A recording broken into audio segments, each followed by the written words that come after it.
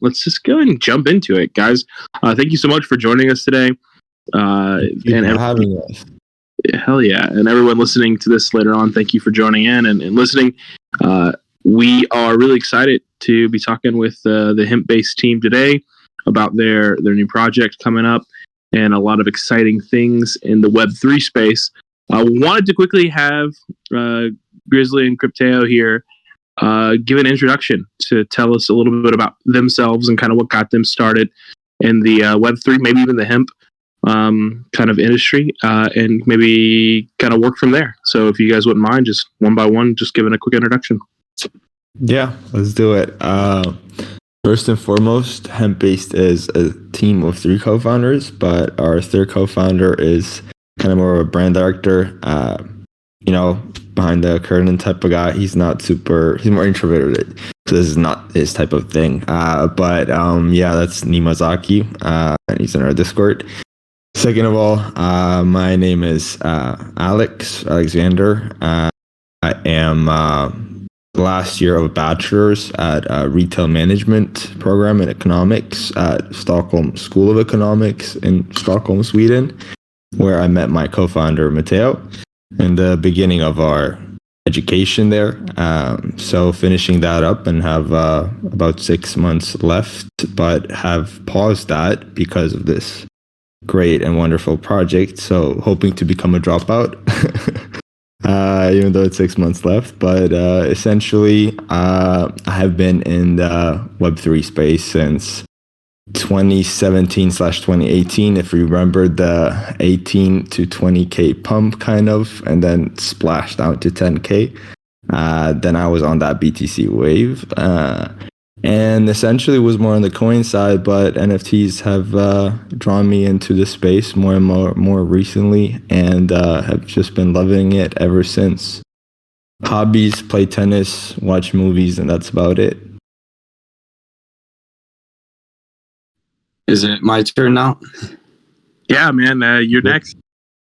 Cool. So, I grew up with a Colombian family. I grew up in the U.S. on the East Coast, Pittsburgh, PA. And then after I graduated high school, I came out to Sweden actually to study business and economics at the same university as Alex, where we met, and we were always like, the outsiders, because everybody wants to go into investment banking, consulting, and we wanted to go into something crazy like Web3 in the hemp industry. So everybody kind of looked at us like we were crazy, but we didn't care. We don't care. We still do what we do. And I guess what got me into the hemp industry, or what made me fall in love with hemp, was just reading about it, literally just finding out all the different possibilities of this plant, how good it is for the environment. I mean, I could sit here for hours and tell you all the numbers. That it has more protein than a schnitzel, more omega-3s than tuna. You can make a car out of it that's 10 times stronger and I think 24 times lighter than a traditional steel car, etc. So, I guess just bringing this plant that used to be the society and then became illegal, unfortunately, due to political reasons. Funny enough, it can't even get you high. Making the hemp plant cool again. I guess that's why I'm here, and that's why I'm with Web3. So, yeah. And there's nothing cooler now than Web3. I'll say that. So you're in the right spot. I love that. And of course, if you guys have ever seen the documentary Pineapple Express, you'd know how they outlawed hemp and marijuana in America. It's very interesting.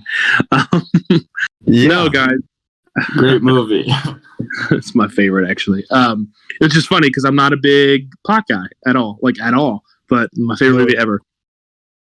But I digress. That's awesome, guys. So let's get into the the other day I did an interview with a company that's doing a Web3 brand fast food joint, which I thought was just a really interesting concept because at the start they're not doing anything actually food related. It's starting a brand.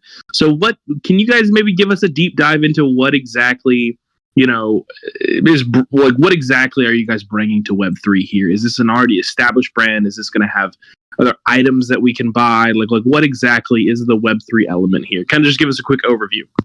Yeah, for Yeah. sure. So Go ahead. essentially, when you mint a hemp-based NFT, you are crowdfunding in real life Web2 business, right? But we have created a sustainable feedback loop that essentially loops people from the Web2 area into the Web3 and from the Web3 space into Web2 aspect of our ecosystem. And not only that, we have seek to solve essentially the play to earn tokenomics with essentially inflatable or coins that just lose value and don't hold any value, because you can't really, unless it's I guess League of Legends, perhaps that would be more sustainable to have an digital economy, but you kind of have to kickstart it with something. So leaving coins aside and anything that's not sustainable in the long run, we had essentially pivoted into connecting play and earn model, which you have access to by playing your game, with the in real life business, and essentially allocating a percentage of the profits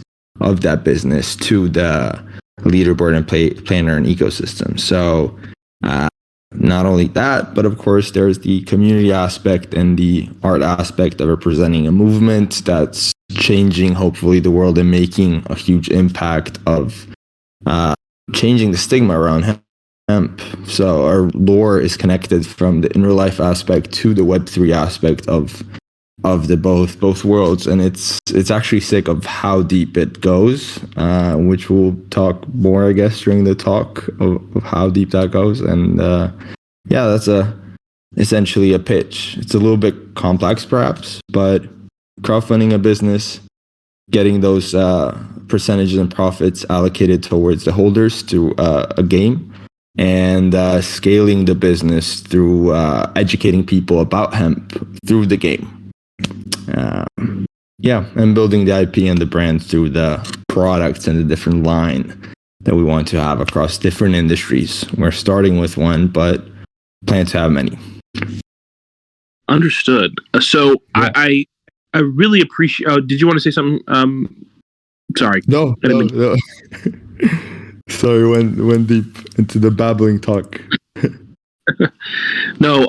So I'm really appreciative of the transparency and the honesty here, because I've interviewed, at this point, probably hundreds of projects at this point, and all of them seem to pussyfoot around the fact that they're crowdfunding, right?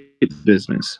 And I love that you, in your pitch, said you're crowdfunding for a business, because I've said this and I've said this times again, that, a lot of the ways that we're essentially funding companies in hopes that they perform, right? So yeah.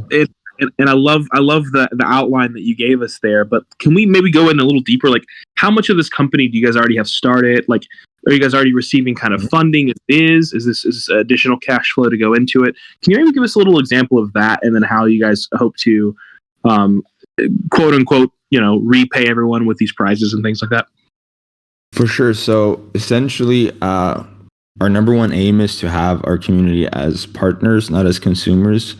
And that's where your question or kind of answer comes in. It's because of the special play and earn concept and model.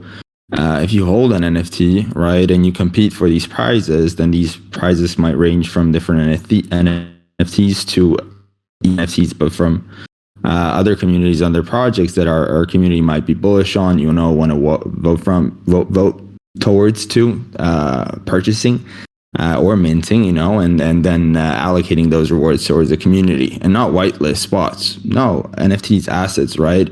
And that will range from also ETH to stable coins. So essentially we use these profits, which are garnered by not having our community as consumers, but as mentioned, having a viable competitive product in the Web2 arena that catches the attention economy. Because Web3 has kind of become this attention economy community aspect that people kind of need to be brought towards to before we move on into the bigger arenas, right? And not waste out our funds, because as you mentioned, essentially 99% of the projects are crowdfunded, and you get just these funds that fade away. So really focusing on being here in the long term by essentially not being only dependent on the Web3, but having two legs to stand on. And yeah, so your asset is not only an asset that's digital and represents a social movement, artwork, collectible, and also game asset. It also has monetary value because you will be able to earn rewards, not a coin that we made up or just minted out of nowhere, but ETH and stable coins that we'll purchase depending on what the DAO might vote from is to have in the treasury and allocate for that quarter or year, and so on and so forth. Then you will be able to rent out in your NFT to earn passive rewards. If you choose not to play the game, then your NFT still holds value, right? Because theoretically, somebody else will want to play the game and pay for it, for your NFT to rent it, to earn for that leaderboard, the reward, period, and so forth. Yeah. Just to add one thing, I think Alex pretty much nailed it there. But the last point that I wanted to add is where we are at as a real life business right now. Obviously, you guys see where we're at as a project. You can do your due diligence on our Twitter and in our Discord and whatever. But as a company, it's a little bit more difficult for you guys to gauge where we're at and what phase we're in. So to kind of give you a rundown, we did receive 2 angel investments, one in June and then the second one in mid-August. The first one was through a contact that Alex had on LinkedIn, and then the second one, this guy dragged his friend into it. Both their names are on our white paper and everything. Super cool guys, and we've been very lucky to actually have them not as investors, but also as like kind of coaches and guides who have really shown us the way and how to market, how to distribute, when to drop our food, what to do, what not to do, etc. So we are expecting to launch in brick and mortar distributors and retailers across Sweden and Scandinavia in 2023 quarter 2/late quarter 1. If you guys want to, you can hop on our website and actually check out our commercial. We already filmed a commercial for our dog food. The dog is really, really cute, by the way, if you're into that. So yeah, go ahead and feel free to check that out. And if anyone here is not into cute dogs, you can get the fuck out. Now, immediately. Or you can play our game instead. There you go. But first buy the product and then get the fuck out of here. No, that actually kind of asked because I don't think we've been like necessarily. You mentioned the dog food is kind of the first, I believe, mention of the products that you're selling here, right? So is it just dog food? Can you maybe give us a list of the products that are going to be helping support, the Web3 ventures as well? Go ahead, Grizzly. This one's your question.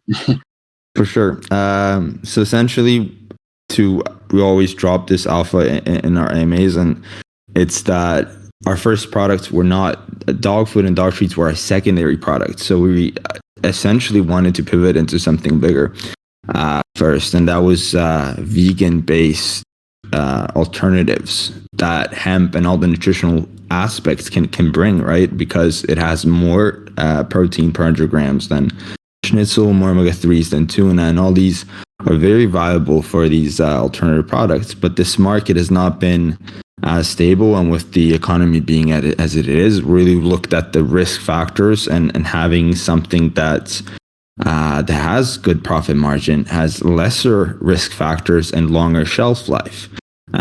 Once again, I'm into retail management, so these are kind of aspects that we look at, and it's crazy that essentially for a fast-moving consumer goods company, any company that has actually a product, more so, but more so grocery and that type of stuff, the most two value-adding aspects are actually distribution and product line.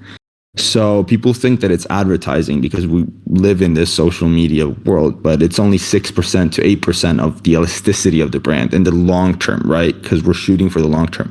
So the more we are established across different regions and retailers and shelves, that gains brand value, being in people's faces and having a diverse product line. So yeah, to answer your question, that was hemp-based burgers, schnitzels, and nuggets that were vegan-based, and we wanted to play around with research and development of mixed foods in order to decrease impact on climate, because I mean meat is one of those areas where burgers, especially cows, impact the world. And we think about planet Earth. We're not here as being super like to the right. Let's have everybody just not eat or consume anything, right? Can we create a subtle mix of things that's tasty and is better for the world and kind of tastes similar or as close as possible to meat by mixing meat with hemp? So that's what we've been playing around with, even with our dog products. So scaling back into dog products, better profit margins, lesser risk, and longer shelf life and easier distribution to, as mentioned, pivot into the first facts that we wanted to especially bring in the long-term aspects of our brand and not having anything too capital intensive, because as mentioned, we want to make sure that the funding and the money that we receive from the mint is used in the best way possible to scale. And lastly, why dog food? Why did this come about? So it was our second product, but why we looked at it especially closely was because it has omega-3s, 6s, and 9s, and all of these are, if you look them up, super great for your dog's digestion system. So they are immensely healthy, and our treats are CBD induced, but not our dog food. So essentially, that's a calming aspect that is a cool and trendy product that might pop off. But the first and base product is a dog food that is insanely healthy, and we can compete with flagship brands like Royal Canine and essentially have similar profit margins while being only 10% over their price limit in the beginning, straight off the bat, while being in stores. So all of these aspects kind of put on together, and it was a way better bet to go for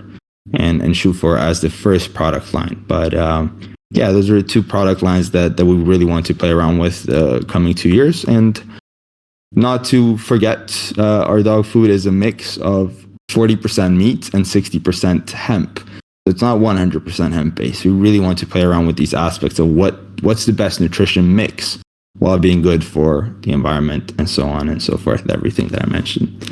Yeah, super passionate about it. So sorry if I go on for a long time. You can cut me off whenever you wish. It's okay. No, and when have you ever seen the meme from like what, Kingdom Hearts, where Woody's holding Sora back and says, "No, let him cook." Like that's what I was doing. Man. That's funny.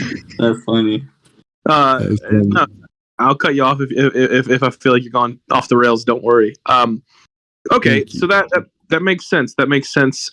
So can and just because we are talking about a physical product here, so usually my focus really goes on the mint and the all that stuff. Before we get there, I do really want to hark on like the product here, because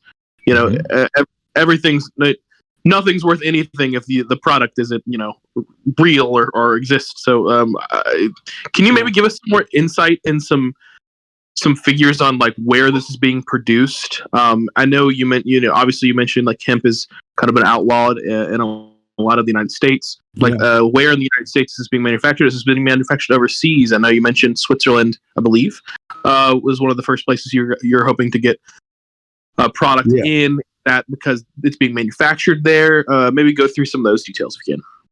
Yeah, totally. I mean, we are based out of Sweden, actually. And also, maybe we misspoke, but industrial hemp was actually legalized after the 2018 Farm Bill passed in the U.S. So it's completely legal in all 50 states of the U.S., and it's also legal across the entire EU. But so this summer, Alex and I were basically out on a hunt to answer that exact question. And we found ourselves screening potential farm sites and getting to know suppliers and manufacturers and producers of the product that we wanted at the time. So we ended up going to Croatia, and then we also took a trip to Morocco, where we had a contact there. And we took a look at all these farms and plantations, and we ended up actually picking a supplier based out of Croatia. So because we want to return the biggest, the quickest return on investment to our community and our minters, we decided that we're not going to actually manufacture the product ourselves, but rather white label it. So that basically means that we take the product that already exists and it's already being sold in the Balkans, actually, slap our label, slap our branding on it, and then distribute it throughout Northern Europe at first, and then eventually the rest of Europe and the rest of the world. I think Grizzly wanted to say something, maybe. Yeah. So I forgot to mention this, Serbia and Croatia, and I grew up there, and I was 15 when I moved to Sweden, Stockholm. So I kind of became a Swede afterwards. But yeah, we essentially went to these markets and screened these places. And I mean, we call it white label, but it's collaboration in terms of research and development in the future. So it's kind of partnering up with a lab that has already been creating CBD products and hemp products, and they don't only have the Croatian or Balkan production, they have production for other companies that sell you today CBD-induced products. So they have been really working with hemp for 15 years. I mean, they've been in the market and are supplying some of the biggest brands that we know, essentially. And they were the ones that actually invented hemp-based dog food because they were research and developing, right? I mean, these programs cost hundreds of thousands of dollars and to develop new products. Just to clarify, and this might save some anyway. I don't want to be rude. I just want to make sure. No, totally. Okay. So essentially, you guys are creating a brand for the hemp-based dog food based on an already created product that's being white labeled to you guys, and hoping to interface Web3 into that brand effectively, right? That's kind of the revenue model, it seems like. In a way, I mean, mostly what we're trying to do is we have this mission to make hemp a standard rather than an alternative. And in order to do that, we have to start somewhere, right? We have to do two main things. The first thing is educate people on what hemp is and what it can be. And then the second one is build the infrastructure in the industry and really grow the market as much as we can. And for the economical reasons that Alex explained earlier, that's why we chose dog food. Obviously, it's not easy to start a company. It's very difficult and you need a lot of money. So we received seed funding. We used that money, most of it, to develop our game, what we have now, a part of it also into product development. And then we launch our NFT collection this Sunday, crowdfund a physical business, and then create this feedback loop where we reward our Web3 people, our holders, with percentage of the profits from the real business. So in a way, yes, I guess that is what we're doing. Yeah, no, and I don't want you to sound like I just got you. Like you guys told me that in straight and plain language. Like that's not totally. I'm from Kentucky, and there are so many startup bourbon companies that in order to get their bourbon started to make, they have to white label it from another distillery to do it. You know, breweries do the same thing too. So totally fine. Totally, no need to kind of like, dance around that. That's totally fine. It's interesting. So now that I get the business and everything, and kind of where this is all coming from, because again, it's in my experiences, when I see something that's too good to be true, that usually isn't. And, two guys such as yourself and your other guy that you guys have all of a sudden just able to create a product and have distribution and factories and stuff. I'm like, wait a second, something's got to be there. So I just wanted to make sure that we got to that point before we carried on, if that's okay. So great. Thank you guys. Cool. So let's talk about this mint coming up on Sunday though. So what can we, is it still too late to get on the whitelist? I mean, because this sounds like a really fun project to get in. I mean, I'm very, very interested in the Web3, relation and the kind of the rewards you guys are mentioning and the game aspect of it. So what what are we looking like in terms of details on mint date, mint price? What exactly are we minting? Traits, things like that. Can you give us a rundown of those kinds of things? For sure. So essentially, it was a lot of questions. Game, mint. Okay. So yeah, whitelist. I guess whitelist. I'm so sorry. No worries. I got them all, I think. So yeah, whitelist is actually being the only whitelist opportunity that we currently still have, besides the trivia and game that we run kind of every other night. I think there's one tomorrow. Is the scoring 10,000 points in our beta, essentially. So you just hop in and test the beta and then play and earn a whitelist spot. So not too late for that one, and that one will be closing tomorrow, so approximately 48 hours before the mint. So that's around 20 hours left, and no less.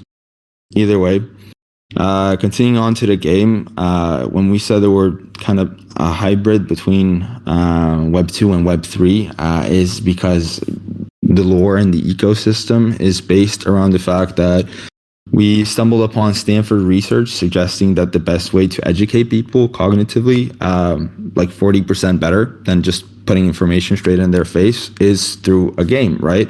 So that's how we came about creating a game and designing something fun. And then we went to looking into farming games, right? Because we're a farming plant project. So creating cohesiveness between that. And we found like Farmvilles and just dumb games, but the one that stuck out was this Stardew Valley concept, and also kind of like an action-based shoot 'em up, right? Of having this game where you do not tap, you explore a world, and this world shows you crafting and foraging aspects. So we got really inspired by that and created a top-down shoot 'em up game where you plant and farm hemp and defend it against mutated creatures that mutated because Evil Corp has been polluting this world for a long while. And this represents kind of the real world being how it is. And I don't know if you guys saw like Ohio and what's happened there and like burning of those trains and stuff like that, but like I lived there, bud. Oh shit, yeah. I mean, just like crazy that they're not even covering that in the news. But like, we really want to get across that we could be living in a better world, and hemp is one of the solutions for that, for having sustainability through consumption. So that we're not sacrificing, as mentioned, we're not sacrificing how much we consume, but creating these mixed products and hybrid products that decrease that, right? So you go about and you forage different items that you mix with hemp that are factually items that you can create in the real world. So for example, you might go and create hemp clothing as your shield. You go and create a hemp-based burger as your health bar in order to increase it. You go and create a hemp-based battery, and you power different things with that by combining different stuff that you forage. And as mentioned, all of these are proven researched items or industries that hemp can be a viable aspect to innovating and revolutionizing with different products. So we really want to bring that to everybody in the known and crushing that norm with our propaganda machine, as I like to call it. So yeah. Right on. And what's the mint price? Are we looking at? Have we decided that? I didn't hear that in the explanation. Yeah. So mint price is 0.03 and supply is 4,000. So that's what we're looking at. Yeah. How much was the supply? I'm sorry. 0.03 is the supply is 4,000. Yeah. All right, that's really reasonable, guys. I've seen projects trying to do 0.2 and stuff like that lately, so I'm glad you guys are realistic about it as well. Excellent. Yeah, I mean, it's more important for us to actually mint out than it is to raise money, if that sort of makes sense for you. Yeah, that makes perfect sense to me. I can understand that. And do you guys have an idea or a firm grasp on what you want royalties to be set on Marketplace? Have you guys gotten that kind of stuff down yet?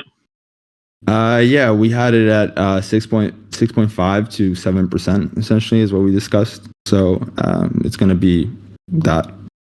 Yeah, that's reasonable. Okay. Right on. Well, guys, I've kind of exhausted the questions that I have for your project, but I wanted to make sure that I didn't leave you guys hanging. If there's more information that you want people to know, now would be the time to kind of unleash it. If there's maybe one thing we forgot to mention, or he's like, oh, hey, this would be hype if you guys knew about this before we kind of say goodbye. Yeah, for sure. Wanted to talk about traits that I think we didn't mention that, and you asked about it, so I didn't want to not answer that one. So we have female and male based bases, and then on top of them, there will be 126 different traits, and they essentially represent diversity of our movement, trying to incorporate different personalities of people that might want to, like and support the movement by essentially expressing themselves through what their personalities might be. So was the main inspiration, while having also aspects of pop art, general more modern art. But that's in terms of how our collection was inspired. Having cool farmers essentially running around. And secondary, I wanted to comment on, I guess, the whole the question surrounding of how our production will be going forward. I think that's really important to know, so that how do we plan to scale across new products and new industries?